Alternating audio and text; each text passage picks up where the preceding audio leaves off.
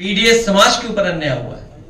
हम सब लोग एक सूत्र में इसीलिए बंधे हैं क्योंकि हम लोगों का लगातार इस सरकार में अपमान हो रहा है, हमारे साथ भेदभाव हो रहा है, हमारे आरक्षण को छीना जा रहा है।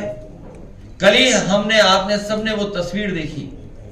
मैं अपने तमाम जर्नलिस्ट साथियों को बधाई देता हूं कि एक बहन जो आंदोलन के लिए आई और अभी से नहीं न जाने कितने वर्षों से लगातार वो संघर्ष कर रहे हैं, उनके आरक्षण को लेकर के 69,000 जो भर्ती हुई है उसमें जो आरक्षण का खिलवाड़ हुआ है, अपने हक अपने सम्मान की लड़ाई के लिए लगातार वो लखनऊ में लगातार वो जगह जगह जाकर के ये जितने भी इंजन है सरकार के, double engine, 2.5 engine, 3 engine, 4 engine, 4.5 engine, 5 engine, इन सब से मिलकर के अपना दुख तकलीफ बता चुके हैं, लेकिन 69,000 बच्चों को कोई भी सम्मान नहीं मिल पा रहा है। और बड़े दुख के साथ उस बहन ने अपने हाथ से चूड़ियां निकाल करके कहा यह सरकार को चूड़ियां पहन लेनी चाहिए। सोचिए आज के समय पर लोकतंत्र को और लोकतंत्र में ये परिस्थितियां बन रही हो, सरकार ये परिस्थिति बना रही हो और वो सरकार परिस्थिति बना रही जिसने कभी ये नारा दिया था सबका साथ सबका विकास। अच्छे दिन आएंगे, अच्छे दिन लाने वालों ने भ्रष्टाचार करा, न केवल भ्रष्टाचार पैसे का किया, आर्थिक रूप से भ्रष्टाचार किया। 25/4/2025 को बगल के पड़ोसी से मेरा विवाद हुआ नाली का। 112 मैंने सूचना करी, उनकी पुलिस थाने लगेगा। वहाँ के इंस्पेक्टर है मानवेंद्र सिंह जी, थाना अध्यक्ष हैं। उन्होंने एक कमरे में बुलाया, सामने वाले व्यक्ति को चेयर पे बैठाला और हमको अपनी चेयर के नीचे जमीन पे बैठाल के और अपने बूट वाले जूतों से, ये आज भी हल्के हल्के दाग हैं, उन्होंने मारते हुए ब्राह्मण समाज को गाली देते हुए भद्दी गालियां दी उन्होंने। उसके बाद बोले इसको और मारो।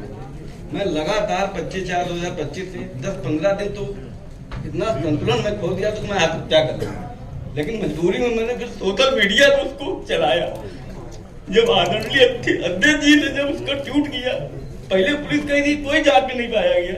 जब राष्ट्रीय अध्यक्ष जी ने जांच के लिए ट्वीट किया, तब कानपुर के डीसीपी साहब कह रहे इसमें जांच चल रही है। मैं लगातार परेशान हूँ कि मेरा सम्मान खो रहा, मैं पूरी सोशल मीडिया में खो रहा हूँ कि मेरा क्या यूपी में क्या ब्राह्मण होना गुनाह है क्या, ये बताइए आप। मैं और 4 महीने से उनका जो थाना अध्यक्ष है लगातार धमकी दे रहे हैं। एक बार मुझको मेरे पिताजी को थाने बुलवाया गया, बोले कि आपको कोई दिक्कत हो हमको डायरेक्ट फोन करके आइए। बताइए सम्मान खोने के बाद क्या हम डायरेक्ट जाएंगे थाने पे? नहीं ठीक है, आप बताइए। ठीक बेटा, आगे बैठ जाओ। दुनिया के इतिहास में तमाम ऐसी सरकारें नहीं, तानाशाह सरकारें जो समय समय पे कानून लेकर के आती थी, और वो कानून इसलिए लाते थे जिससे कि वो सत्ता से बाहर न जाए। इटली में भी उदाहरण है इसका, जर्मनी में भी उदाहरण है इसका, रशिया में भी उदाहरण है इसका, लेकिन वो सरकारें बची नहीं। याद रखना, जो दूसरों के लिए गड्ढा खोदते हैं एक दिन वो खुद ही उस गड्ढे में गिरते हैं। याद कीजिए ईडी किसने बनाया था? ईडी बनाने वाले भी जेल गए और सजता छीनने वाला एक कानून बना था, उससे भी कोई बच गया था। तो जो दूसरों के लिए गड्ढा खोदते हैं, और इनकी ईमानदारी तो तब पता लगती ना जब उत्तर प्रदेश के मुख्यमंत्री जी अपना केस वापस ले रहे, तब वो ईमानदारी कहां थी? आप जानते हो वो धाराएं क्या थी? उत्तर प्रदेश के मुख्यमंत्री जी ने अपने केस वापस लिए, अपने तो लिए ही लिए, डिप्टी सीएम के भी वापस लिए, तब ईमानदारी कहां थी? सर, मुख्यमंत्री जी के ऊपर एक फिल्म बन रही थी जिसको सेंसर बोर्ड ने रोक लगा दिया है और कहा कि इसमें सिर्फ अफवाह है, इसके अलावा कुछ नहीं है।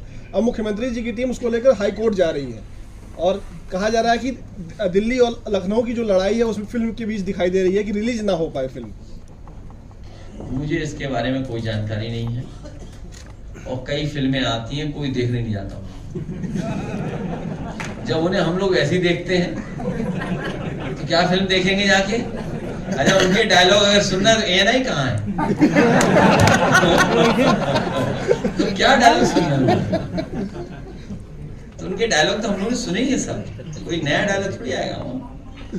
और अगर याद हो आपको, सब पता है डायलॉग, वायरल है। सर प्रदेश में जिस सर अभी हाल ही में जिला शाहजहांपुर का एक कस्बा है जलालाबाद, जिसका नाम परिवर्तित किया गया। वहाँ पर एक सवाल बहुत बड़ा उठता है, नाम एक श्री अनेक, और उसके बाद एक नाम आपको भी ज्ञात होगा, असित पाठक जी, जिनके सोशल मीडिया पर मैं देखता हूँ लगातार पोस्टें उन्होंने डाली हैं कि मेरा जो श्रेय था वो छिन गया और जो नेता थे उन्होंने ले लिया। उनके काफी सारे मेरे पास प्रूफ भी हैं। 2009 से उनकी यात्रा शुरू हुई थी, आपके पास भी वो आए, क्या कहना चाहेंगे? ये तो होता ही है। पूरी बीजेपी दुखी है कि जो बीजेपी का सदस्य नहीं था वो मुख्यमंत्री बन गया। ये कौन नई बात कर रहा है? सर जैसे इन्होंने और फिर बनाया हम लोगों ने स्टेडियम में खाना, नाम किसके डाल दिया? Cancer institute, research cancer institute. तो ये सरकार ऐसी है कि श्रेय छीन लेती है। लेकिन सर आपने पढ़ाई की बात की, मैं गांव भी गया था, जिस गांव में बाढ़ आई हुई है, प्रभावित क्षेत्र, बाढ़ प्रभावित क्षेत्र है, जलालाबाद का ये गांव है, जिस पर एक माता जी चिपट कर हमसे लिपट जाती हैं और बोलती हैं कि जिस गांव में चुनाव चिन्ह आसानी से पहुंच जाता है, नाव आसानी से पहुंच सकती है, उस गांव में नाव भी नहीं चली है और कोई जनप्रतिनिधि उनसे मिलने नहीं पहुंचा, और सामग्री की होड़ में लोग फोटो डाल देते हैं, उस गांव तक कोई सामग्री नहीं। वैसे बाढ़ अगर आए और बाढ़ में जो क्षति या नुकसान होता है, सरकार की जिम्मेदारी है। सरकार की जिम्मेदारी बनती है उन परिवारों की मदद करे हर तरीके से।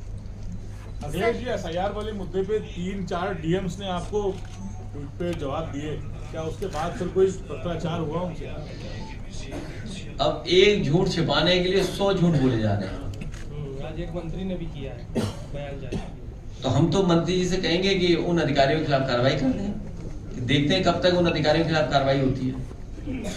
और उसी जिले में बीजेपी की विधायिका, उन्होंने अपने बूथ पर बड़े पैमाने पर फर्जी वोट बनवा रखे थे। समाजवादी पार्टी ने 100 से ज्यादा वोट फर्जी उनके बूथ पे कटवाए थे। 100 से ज्यादा वोट उनके बूथ पे, खुद के बूथ पे। सोचिए आप, इतना फर्जी काम करते हैं भारतीय जनता पार्टी के लोग। इतना फर्जी करते हैं कि गुरसाईगंज के टाउन एरिया के चेयरमैनी के चुनाव में हजारों आधार नकली बनाए थे बीजेपी ने, नकली बीजेपी ने बनाए थे। तो जो मंत्री जी ये जानकारी दे रहे हैं कि समाजवादी पार्टी में, समाजवादी पार्टी के किसी कार्यकर्ता ने, या हालांकि वो बात अलग है, यहाँ कहने की नहीं है प्रेस की, बीजेपी किसी की सगी नहीं है। बीजेपी जिससे काम ले लेती है उससे निकाल भार कर देती है। तो जिसका नाम लिया जा रहा है वहां पर, बीजेपी ने बड़ा साथ लिया उसका, अब वो किसी काम का नहीं है।